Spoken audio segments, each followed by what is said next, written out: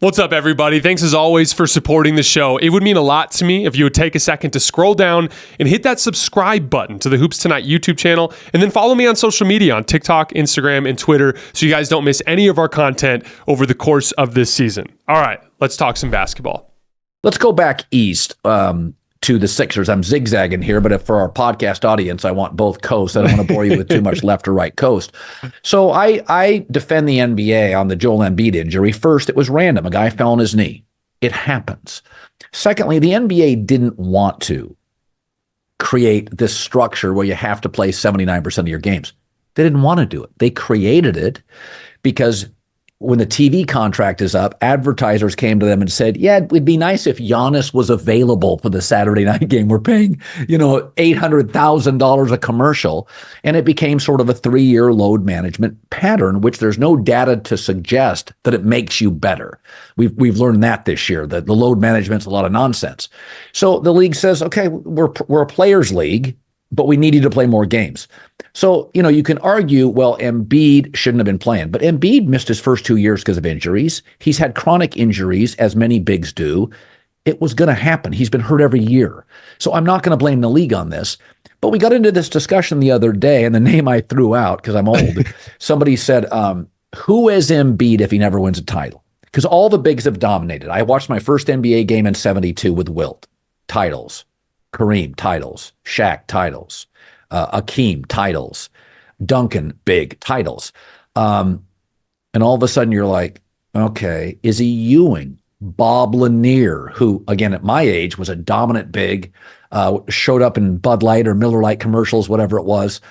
But I think that's what Embiid is. I think you have to look at him like Ewing. And Ewing got to 2 finals. You have to look at Embiid and say, listen, injuries, weird teammates, but I can't make him a top 30 player ever. He statistically great. He's the closest thing to Shaq. But for bigs, in a sport where you have a genetic advantage, you're 7'2", like I'm going to hold you kind of accountable for trophies. They've never been to the conference finals. We always bang on quarterbacks that don't win Super Bowls, but there's limitations on what you can do with 22 guys on the field. I want my bigs to win trophies. Is that a fair criticism of Embiid? He's not a top 30 player. He's just a top 30 talent. Yeah, well, he was having one of the best regular seasons that we've ever seen before he got hurt this year. But he was also having one of the best regular seasons we've ever seen last year. And then the knee started to break down, got to the postseason, and his jump shot started missing. And then all of a sudden, everything kind of fell off for him. He kind of reminds me of that conversation we were having earlier involving Jason Tatum and Anthony Edwards, where he has attached a good amount of his success to jump shooting. To Nikola Jokic's credit, most of his shot making is little push shots and hook shots that are around the basket, which have more playoff resiliency, so to speak. It just translates better to that phase.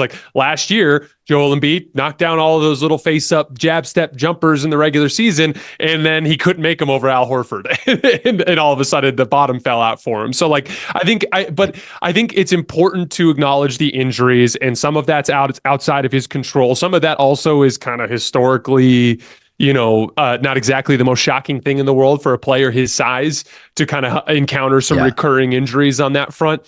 I think the tougher question is, as it pertains to the NBA regular season, is you might have to super load manage Joel Embiid from now on. You might have to literally hold him down to 50 games in a season and never let him play more than 3 times in a week, or do whatever it is you've got to do to maintain his knee. Because if the issue is he's hurt every year in the playoffs, then you have to find a way to get him there. You have to find a way to get him there. And you know what? That might involve not chasing 70 points against the Spurs. That might involve taking more nights off along the way. And as far as the 65 game limit thing goes, because our colleague Draymond Green came out critical of it the other day too. To me, it's kind of misdirected criticism in the sense that I think a limit like that makes some sense. It's an award. It's a regular season award. You should participate in the regular season if you're going to get that award.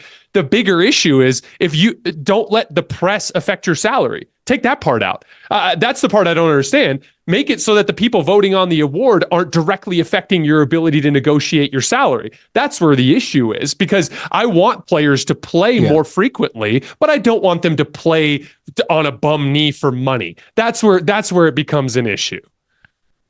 So here's my thing, Jason. If I said to you, listen, I'm not going to screw with your base salary, Jason, at the volume. I'm not going to screw with your fame, your personal life. I'm not going to screw with your social media money, your shoe money.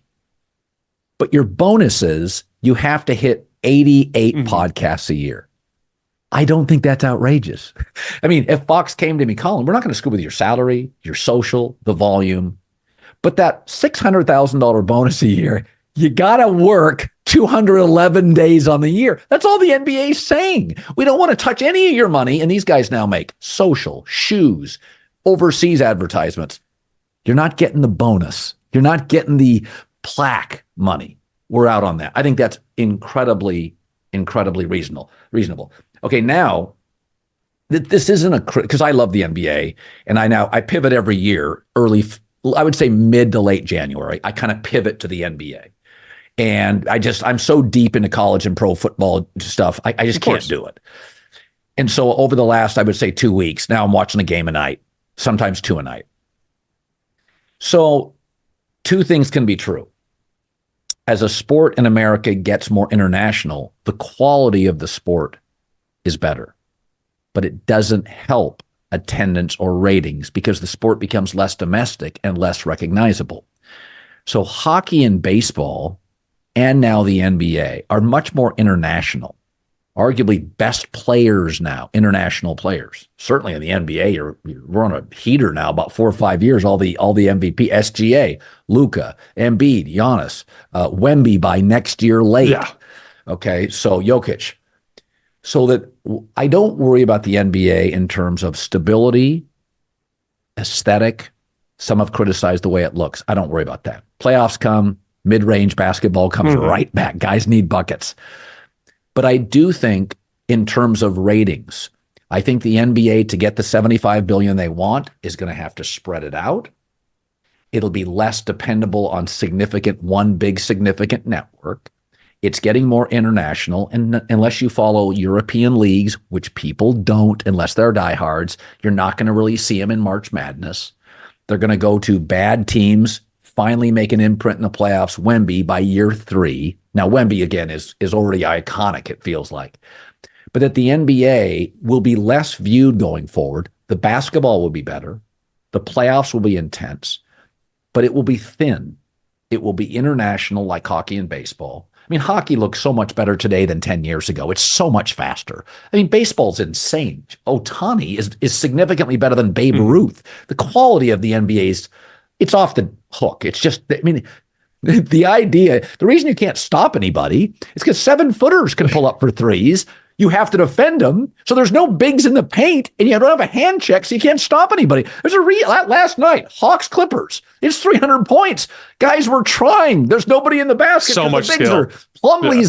The Plumlee is a rare guy that doesn't shoot a 3. It's like when you see Plumlee, it's like, a 1980s player. I can guard the basket. So the way I look at the NBA, I do worry about if we're going to talk about ratings. I just think in a more distracted society, it's not going to be a great ratings league. It's going to be a great talent league. Is that a reasonable appraisal going forward? I 100% agree with you. I think they could lose ground even on on those like specific TV ratings numbers, because I think attention span is getting less and less, and the league is becoming more and more of an inventory sport. Like they're adding the in-season tournament, they're adding the play-in tournament. Good point. It is very much like you're not getting like I saw the number from the AFC Championship game. It was like half a Super Bowl. You know what I mean? Like it's like you're not getting those kinds of numbers from an NBA slate where it's like the Lakers play the Nuggets, TNT major game on Thursday. Kind of a big game too. Like the Lakers are on a 3-game winning streak. Like they beat Denver on Thursday. It kind of changes the tone and tenor of their season in so many different ways.